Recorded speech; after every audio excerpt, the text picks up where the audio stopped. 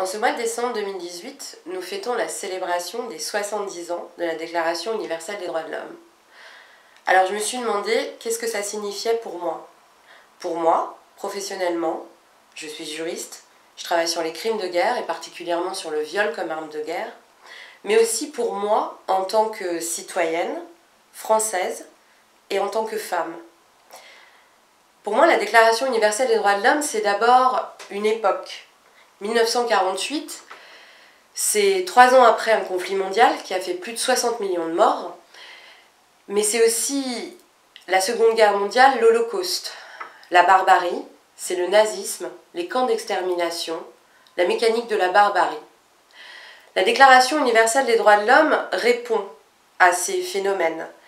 En particulier, dans son préambule, elle dit « Considérant que la méconnaissance et le mépris des droits de l'homme ont conduit à des actes de barbarie qui révoltent la conscience de l'humanité, et que l'avènement d'un monde où les êtres humains seront libres de parler et de croire, libérés de la terreur et de la misère, a été proclamé comme la plus haute aspiration de l'homme. » La naissance du texte est visionnaire, mais c'est aussi clairement une réponse à cette barbarie.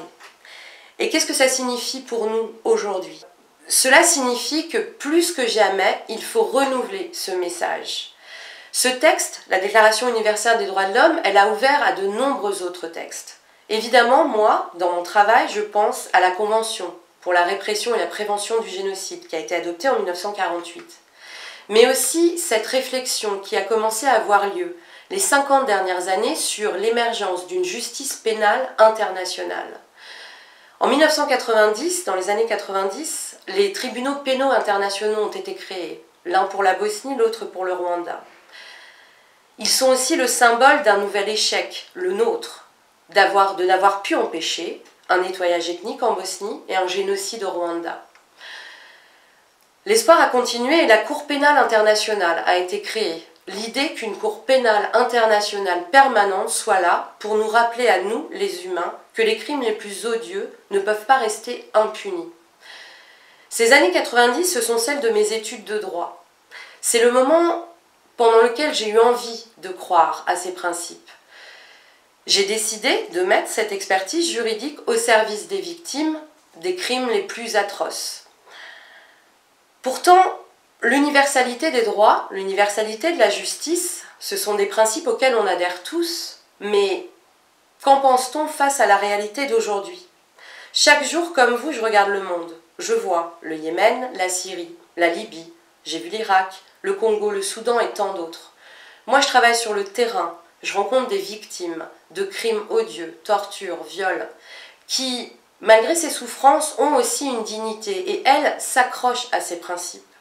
Dans ce sens, la Déclaration universelle des droits de l'homme trace une voie, trace un espoir. Et c'est en ça qu'elle reste essentielle pour nous tous. Je vois beaucoup de mots, de principes érigés bien sûr, de commémorations, de célébrations comme celle qu'on est en train de faire aujourd'hui. Que valent-elles face à la réalité du monde ? Je crois qu'aujourd'hui, il faut remettre à jour cette déclaration et être conscient d'une chose, c'est que si nous, ici en Europe, elle a beaucoup de sens en termes de principes, dans les 3/4 du reste du monde, ce sont des hommes, des femmes, des enfants même, qui s'accrochent à ces principes et qui se battent pour qu'ils existent, au risque même de leur vie. Ce sont eux les nouveaux pionniers, ce sont eux les boussoles de l'humanité. Ce texte, la Déclaration universelle des droits de l'homme, âgée de 70 ans aujourd'hui, c'est notre héritage, parce que l'humanité nécessite une vigilance constante, et je le sais plus que personne d'autre. Elle n'est pas acquise. C'est donc en la protégeant, cette déclaration, ce petit texte, que nous protégeons notre humanité et que nous nous sauvons de nous-mêmes.